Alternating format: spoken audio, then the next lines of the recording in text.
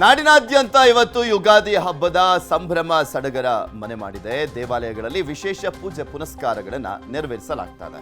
ಬೆಳ್ಳಂಬೆಳಗ್ಗೆ ದೇವಾಲಯಗಳು full rush ಆಗಿರುವಂಥದ್ದು. ಭಕ್ತರೆಲ್ಲರೂ ಹೋಗ್ತಾ ಇದ್ದಾರೆ, ದೇವರ ದರ್ಶನವನ್ನು ಪಡಿತಾ ಇದ್ದಾರೆ. ಯುಗಾದಿ ಹಬ್ಬ ಅಂದರೆ ಹೊಸ ವರ್ಷ ಹಿಂದೂ ಧರ್ಮೀಯರಿಗೆ. ಸೊ ಹೀಗಾಗಿ ಹೊಸ ವರ್ಷದ ಸಂಭ್ರಮದಲ್ಲಿ ಮೊದಲು ಹೋಗಿ ದೇವರ ದರ್ಶನವನ್ನು ಪಡ್ಕೊಂಡು ಅವರೆಲ್ಲ ಆಸೆ ಆಕಾಂಕ್ಷೆಗಳೆಲ್ಲವೂ ಕೂಡ ಈಡೇರಲಿ ಅಂತ ಪ್ರಾರ್ಥನೆಯನ್ನು ಸಲ್ಲಿಸ್ತಾ ಇದ್ದಾರೆ. ಇಷ್ಟ ದೇವರನ್ನು ಪ್ರಾರ್ಥಿಸಿ ಜನ ಪರಸ್ಪರ ಶುಭ ಕೋರ್ತಾ ಇದ್ದಾರೆ. ಬೆಂಗಳೂರಿನ ದೊಡ್ಡ ಗಣಪತಿ ದೇವಸ್ಥಾನ ಸೇರಿದಂತೆ ಬಹುತೇಕ ದೇಗುಲಗಳಲ್ಲಿ ಭಕ್ತರ ದಂಡೇ ಸೇರಿದೆ. ಬೆಳಗಾವಿಯ ಕಪಿಲೇಶ್ವರ ದೇವಸ್ಥಾನದಲ್ಲಿ ಯುಗಾದಿ ನಿಮಿತ್ತ ವಿಶೇಷ ಪೂಜೆಯನ್ನು ಹಮ್ಮಿಕೊಳ್ಳಲಾಗಿದೆ. ಕಲಬುರಗಿಯ ಶರಣ ಬಸವೇಶ್ವರ ದೇಗುಲದಲ್ಲಿ ಯುಗಾದಿ ಪ್ರಯುಕ್ತ ಜಾತ್ರೆಯನ್ನು ಹಮ್ಮಿಕೊಳ್ಳಲಾಗಿದ್ದು ಸುತ್ತಮುತ್ತಲಿನ ಜಿಲ್ಲೆಗಳ ಜನರು ದರ್ಶನವನ್ನು ಪಡಿತಾ ಇದ್ದಾರೆ. ಆ ದೃಶ್ಯಾವಳಿಗಳನ್ನು ನಿಮಗೆ ತೋರಿಸ್ತಾ ಇದ್ವಿ. ಎಲ್ಲೆಲ್ಲಿ ಯಾವ್ಯಾವ ರೀತಿಯಾಗಿ ಪೂಜೆಯನ್ನು ಸಲ್ಲಿಸಲಾಗ್ತದೆ, ವಿಶೇಷವಾದಂಥ ಪೂಜೆಯನ್ನು ಮಾಡಲಾಗ್ತದೆ ಎಲ್ಲ ದೇವಸ್ಥಾನಗಳಲ್ಲೂ ಕೂಡ. ಆಲ್ಮೋಸ್ಟ್ ಇವತ್ತು ಎಲ್ಲರೂ ಕೂಡ ಎಣ್ಣೆ ಸ್ನಾನವನ್ನು ಮಾಡಿಕೊಂಡು ದೇವಸ್ಥಾನಗಳಿಗೆ ಹೋಗಿ ದರ್ಶನವನ್ನು ಪಡೆದು ಪ್ರಾರ್ಥನೆಯನ್ನು ಸಲ್ಲಿಸಿ ವಾಪಸ್ ಬರ್ತಾ ಇದ್ದಾರೆ. ಬೆಳಗ್ಗೆಯಿಂದಲೂ ಕೂಡ ವಿಶೇಷ ಪೂಜೆಯನ್ನು ಸಲ್ಲಿಸಲಾಗ್ತದೆ.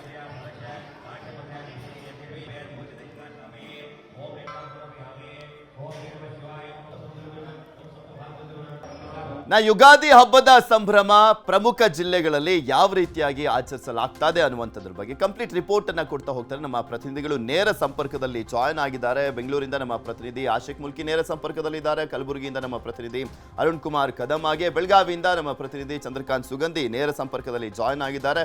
ನಮ್ಮ ರಾಜ್ಯದ ರಾಜಧಾನಿಯಿಂದ ಆರಂಭ ಮಾಡ್ತಾ ಹೋಗೋಣ ಯುಗಾದಿ ಹಬ್ಬದ ಸಂಭ್ರಮ ಹೇಗಿದೆ ಅಂತ. ಆಶಿಕ್, ದೊಡ್ಡ ಗಣಪತಿ ದೇವಸ್ಥಾನದಲ್ಲಿ ಇದ್ದೀರಾ. ಯುಗಾದಿ ಹಬ್ಬ ಅಂದ್ರೆ ಹಿಂದೂ ಧರ್ಮೀಯರಿಗೆ ಹೊಸ ವರ್ಷದ ಆರಂಭ. ಇದು ಯಾವ ರೀತಿಯಾಗಿ ದರ್ಶನವನ್ನ ಪಡೆಯಲಿಕ್ಕೋಸ್ಕರ ಭಕ್ತರು ಬರ್ತಾ ಇದ್ದಾರೆ, ಅಲ್ಲಿ ವಿಶೇಷ ಪೂಜೆಯನ್ನ ಸಲ್ಲಿಸಲಾಗ್ತಾ ಇದೆ ಅಂತ?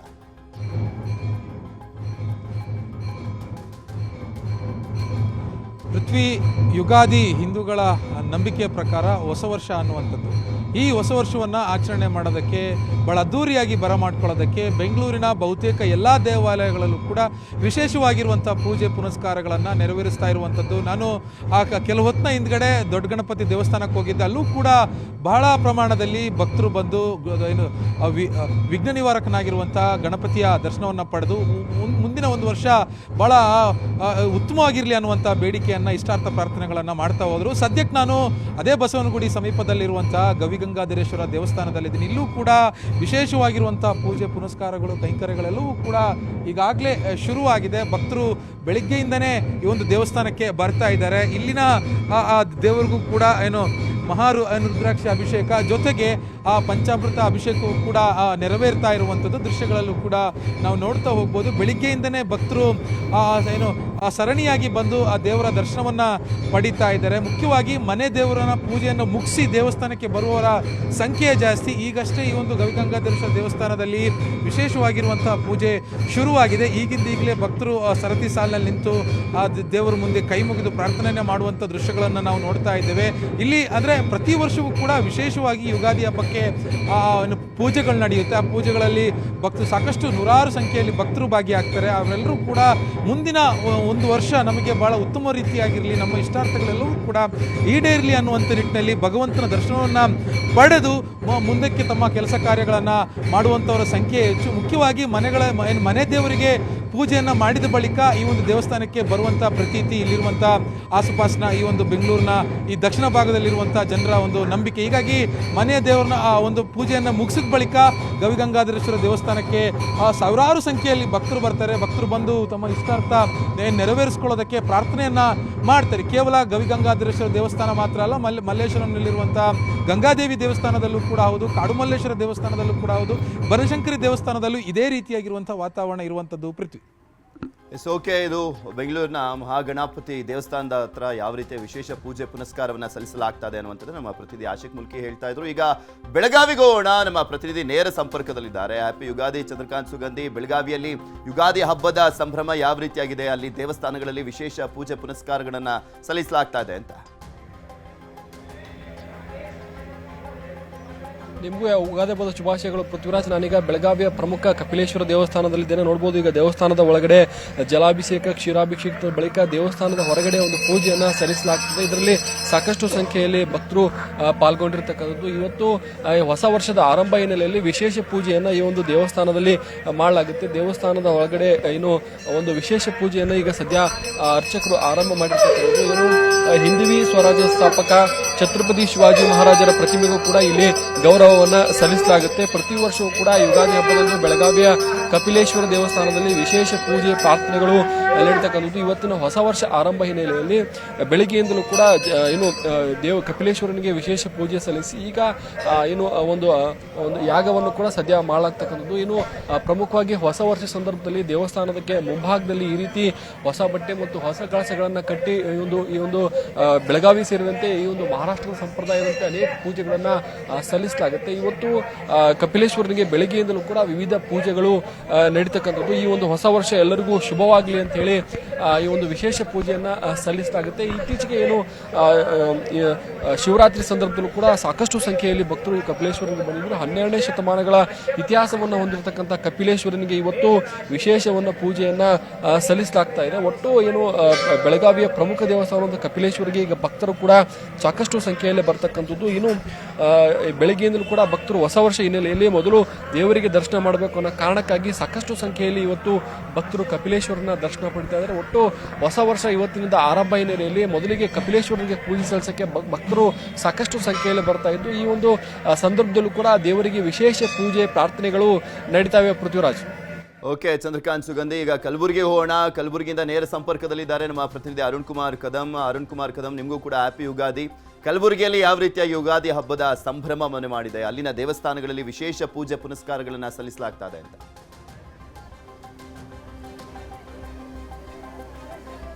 ಹೌದು ಪೃಥ್ವಿ, ಏನಂತಂದ್ರೆ ಇಂದು ಯುಗಾದಿ ಹಬ್ಬ ಹಿನ್ನೆಲೆಯಲ್ಲಿ ಇಲ್ಲಿ ಕಲಬುರಗಿಯಲ್ಲೂ ಕೂಡ ಹಬ್ಬದ ಸಂಭ್ರಮ ಮನೆ ಕಳೆಗಟ್ಟಿರುವಂತದ್ದು. ನಾವೀಗ ಕಲಬುರಗಿಯ ಆರಾಧ್ಯ ದೇವರಾದಂತಹ ಶರಣಬಸವೇಶ್ವರ ದೇವಸ್ಥಾನದಲ್ಲಿದ್ದೀವಿ.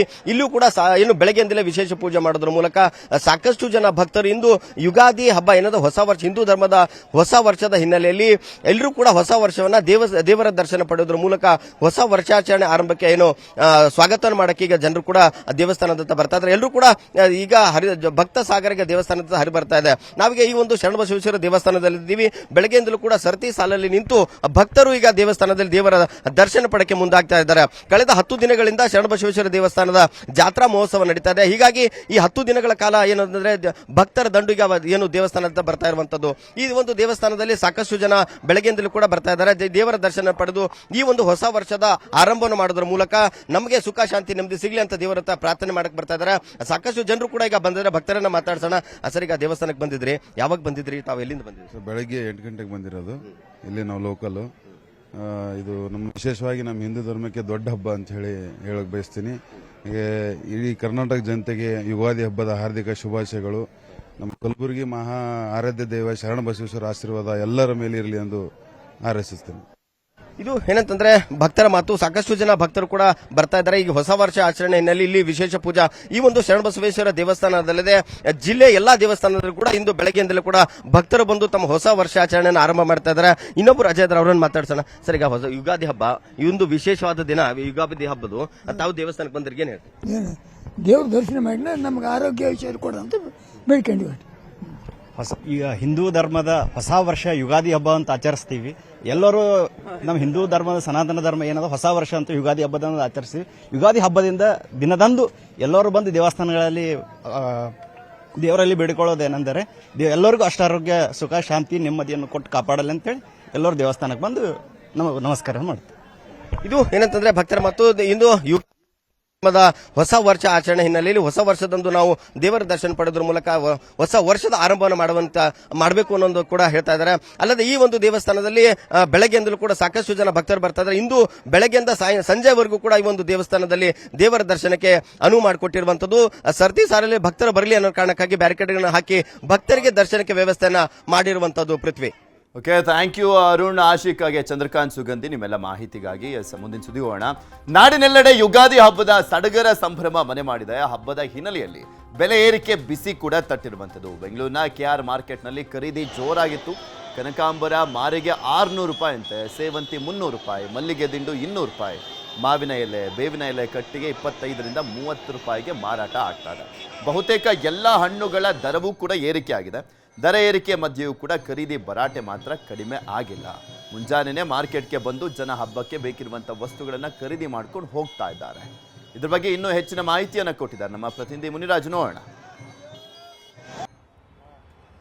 ಯುಗಾದಿ ಹಬ್ಬದ ಪ್ರಯುಕ್ತ ಬೆಂಗಳೂರಿನ ಕೇರ್ ಮಾರ್ಕೆಟ್ ನಲ್ಲಿ ಭರ್ಜರಿ ವ್ಯಾಪಾರ ನಡೀತಾ ಇದೆ. ಏನು ಇವತ್ತು ಹಬ್ಬ ಇರೋದ್ರಿಂದ ಹಬ್ಬಕ್ಕೆ ಬೇಕಾಗಿರುವಂತಹ ಹೂವು ಹಣ್ಣು ಮತ್ತೆ ಎಲೆಗಳನ್ನ ಖರೀದಿ ಮಾಡೋದ್ರಲ್ಲಿ ಜನ ನಿರತರಾಗಿರೋದನ್ನ ನಾವು ಕಾಣಬಹುದು. ಬೆಳಗ್ಗೆ ಸುಮಾರು 2 ಗಂಟೆಯಿಂದಲೂ ಕೂಡ ಇಲ್ಲಿ ವ್ಯಾಪಾರ ನಡೀತಾ ಇದ್ದು ಹಬ್ಬಕ್ಕೆ ಬೇಕಾಗಿರುವಂತಹ ಬಗೆ ಬಗೆಯ ಹೂಗಳನ್ನ ಕೂಡ ಸಾರ್ವಜನಿಕರು ಖರೀದಿಯನ್ನ ಮಾಡ್ತಾ ಇದ್ದಾರೆ. ನಾವೀಗ ಈಗಾಗಲೇ ನೋಡಬಹುದು, ಏನು ಮಾರ್ಕೆಟ್ ಸರ್ಕಲ್ ಇರಬಹುದು ಮತ್ತೆ ಅವಿನು ರಸ್ತೆಯಲ್ಲಿ ಜನ ಜಂಗುಳಿಯಿಂದ ತುಂಬಿದೆ. ಮತ್ತೆ ಇಡೀ ಮಾರ್ಕೆಟ್ ಅಲ್ಲಿ ಬಗೆ ಬಗೆಯ ಹೂಗಳು ಕೂಡ ಇಲ್ಲಿ ಕಾಣ್ತಾ ಇರೋದನ್ನ ನಾವು ನೋಡಬಹುದು. ಬೆಳಗಿನಿಂದಲೂ ಕೂಡ ವ್ಯಾಪಾರ ನಡೀತಾ ಇತ್ತು. ಬೆಂಗಳೂರಿನ ನಾಗರಿಕರು ಮತ್ತೆ ಬೆಂಗಳೂರು ಹೊರವಲಯದ ಒಂದು ನಾಗರಿಕರು ಏನಿದ್ರೆ ಅವರು ಇಲ್ಲಿಗೆ ಆಗಮಿಸಿ ಹಬ್ಬಕ್ಕೆ ಬೇಕಾಗಿರುವಂತಹ ಒಂದು ಹೂಗಳನ್ನ ಖರೀದಿ ಮಾಡ್ತಾ ಇದ್ದಾರೆ. ಮತ್ತೆ ಇದೇ ಸಂದರ್ಭದಲ್ಲಿ ಮಾವಿನ ಎಲೆ ಮತ್ತೆ ಬೇವಿನ ಸೊಪ್ಪೇನಿದೆ ಅದಕ್ಕೆ ಸಿಕ್ಕಾಪಟ್ಟೆ ಡಿಮ್ಯಾಂಡ್ ಕೂಡ ಇದೆ. ಆ ಒಂದು ಎಲೆಗಳನ್ನು ಕೂಡ ಖರೀದಿ ಮಾಡೋದಕ್ಕೆ ಇಲ್ಲಿ ಸಾಕಷ್ಟು ಸಂಖ್ಯೆಯಲ್ಲಿ ಜನ ಬರ್ತಾ ಇದ್ದಾರೆ. ಮತ್ತೆ ಹಬ್ಬದ ಪ್ರಯುಕ್ತವಾಗಿ ಹೂ ಹಣ್ಣಿನ ಬೆಲೆಗಳು ಕೂಡ ಗಗನಕ್ಕೆ ಏರಿದ್ದು ಹಬ್ಬ ಇರೋದ್ರಿಂದ ಬೇಕಾಗಿರುವಂತಹ ಸಾಮಗ್ರಿಗಳನ್ನ ಎಷ್ಟೇ ಬೆಲೆ ಇದ್ರೂ ಕೂಡ ಖರೀದಿ ಮಾಡಲೇಬೇಕು ಅಂತೇಳಿ ಸ್ಥಳೀಯ ಜನರು ಕೂಡ ಹಬ್ಬಕ್ಕೆ ಬೇಕಾಗಿರುವಂತಹ ವಸ್ತುಗಳನ್ನ ಖರೀದಿ ಮಾಡೋದ್ರಲ್ಲಿ ಇನ್ನೂ ಕೂಡ ಮಗ್ನರಾಗಿದ್ದಾರೆ. ಈ ಒಂದು ಮಾರ್ಕೆಟ್ ನಲ್ಲಿ ಜನಜಂಗುಳಿ ಮಾತ್ರ ಕಡಿಮೆ ಆಗ್ತಾ ಇಲ್ಲ. ಅಷ್ಟು ದೊಡ್ಡ ಸಂಖ್ಯೆಯಲ್ಲಿ ವ್ಯಾಪಾರಿಗಳು ಮತ್ತೆ ಗ್ರಾಹಕರು ಇಲ್ಲಿ ನೆರೆದಿರೋದನ್ನು ಕೂಡ ನಾವು ನೋಡಬಹುದಾಗಿದೆ. ಏನು ಹಬ್ಬದ ಪ್ರಯುಕ್ತವಾಗಿ ಹಬ್ಬಕ್ಕೆ ಬೇಕಾಗಿರುವಂತಹ ಬಗೆ ಬಗೆಯ ಹೂಗಳನ್ನ ಖರೀದಿ ಮಾಡೋದ್ರಲ್ಲಿ ಇನ್ನೂ ಕೂಡ ಜನ ಮಗ್ನರಾಗಿದ್ದಾರೆ. ಮತ್ತೆ ಬೆಲೆಗಳು ಕೂಡ ಸಿಕ್ಕಾಪಟ್ಟೆ ಕಾಸ್ಟ್ಲಿ ಆಗಿದ್ರು ಕೂಡ ಹಬ್ಬ ಇರೋದ್ರಿಂದ ಎಷ್ಟೇ ದುಬಾರಿ ಆದ್ರೂ ಕೂಡ ಖರೀದಿ ಮಾಡಲೇಬೇಕು ಅಂತೇಳಿ ಗ್ರಾಹಕರು ಕೂಡ ಹಬ್ಬಕ್ಕೆ ಬೇಕಾಗಿರುವಂತಹ ವಸ್ತುಗಳನ್ನ ಮತ್ತೆ ಹೂವು ಹಣ್ಣುಗಳನ್ನ ಖರೀದಿ ಮಾಡೋದ್ರಲ್ಲಿ ಇನ್ನೂ ಕೂಡ ನಿರತರಾಗಿದ್ದಾರೆ. ಕ್ಯಾಮರಾ ಪರ್ಸನ್ ಶ್ರೀನಿವಾಸ್ ಜೊತೆ ಮುನಿರಾಜು, ನ್ಯೂಸ್ 18 ಬೆಂಗಳೂರು. ಬಿಜೆಪಿಯಿಂದ ಉಚ್ಚಾಟನೆ ಆದಂತ ಬಳಿಕ ಮೊದಲ ಬಾರಿಗೆ ವಿಜಯಪುರಕ್ಕೆ ಹೋಗಿರುವಂತದ್ದು ಯತ್ನಾಳ್ ಅವರು ಸಿದ್ದೇಶ್ವರ ದೇವಸ್ಥಾನದಲ್ಲಿ ವಿಶೇಷ ಪೂಜೆ ಕಾರ್ಯಕ್ರಮದಲ್ಲಿ ಭಾಗಿಯಾದರು. ಪತ್ನಿ ಶೈಲಜಾ ಜೊತೆ ಪೂಜೆಯನ್ನ ನೆರವೇರಿಸಿದ್ರು ಯತ್ನಾಳ್ ಅವರು. ಸಿದ್ದೇಶ್ವರ ಸಂಸ್ಥೆಯ ಪದಾಧಿಕಾರಿಗಳೊಂದಿಗೆ ಭಾಗಿಯಾದರು.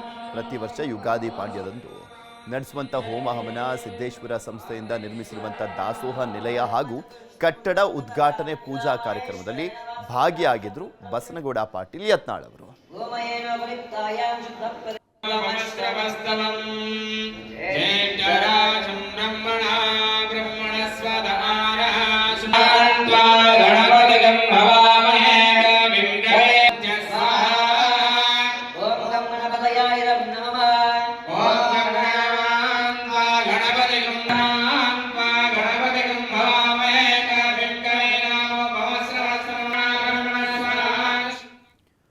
ಇನ್ನು ಕೊಪ್ಪಳದ ಇಟಗಿಯ ಮಹಾದೇವ ದೇವರ ಮೇಲೆ ವರ್ಷದ ಮೊದಲ ಸೂರ್ಯ ಕಿರಣ ನೋಡಲಿಕ್ಕೆ ಭಕ್ತರು ಮುಗಿಬಿದ್ದಿದ್ರು. ದೇವಾಲಯ ಚಕ್ರವರ್ತಿ ಅಂತ ಖ್ಯಾತಿ ಹೊಂದಿರುವಂತ ಇಟಗಿ ಮಹಾದೇವ ದೇವಾಲಯ ಯುಗಾದಿ ಹಬ್ಬದ ಸೂರ್ಯ ಕಿರಣ ಸ್ಪರ್ಶ ನೋಡಲಿಕ್ಕೆ ಮುಂಜಾನೆ ಭಕ್ತರು ಸಾಲುಗಟ್ಟಿ ನಿಂತಿದ್ರು.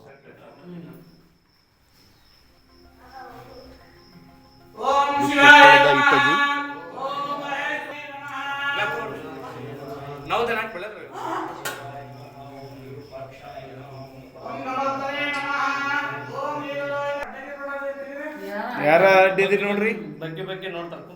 ಇನ್ನು ಧಾರವಾಡದಲ್ಲೂ ಕೂಡ ಅಷ್ಟೇ ವಿಶೇಷ ಹೋಮದ ಮೂಲಕ ಹೊಸ ವರ್ಷಕ್ಕೆ ಸ್ವಾಗತವನ್ನ ಕೋರಲಾಗಿದೆ. ಸೂರ್ಯೋದಯದ ಸಮಯದಲ್ಲಿ 108 ಅಗ್ನಿಹೋತ್ರ ಹೋಮದ ಮೂಲಕ ಸ್ವಾಗತವನ್ನ ನೀಡಲಾಯಿತು. ಕಲ್ಯಾಣ ನಗರ ಸಮುದಾಯ ಭವನದಲ್ಲಿ ಸಾಮೂಹಿಕ ಅಗ್ನಿಹೋತ್ರ ಹೋಮ ನೆರವೇರಿಸಲಾಯಿತು. ಪದ್ಮಹಸ್ತ ಫೌಂಡೇಶನ್ ಮತ್ತು ಕಲ್ಯಾಣ ನಗರ ಕ್ಷೇಮಾಭಿವೃದ್ಧಿ ಸಂಘದಿಂದ ಈ ಹೋಮ ಆಯೋಜನೆ ಮಾಡಲಾಗಿತ್ತು.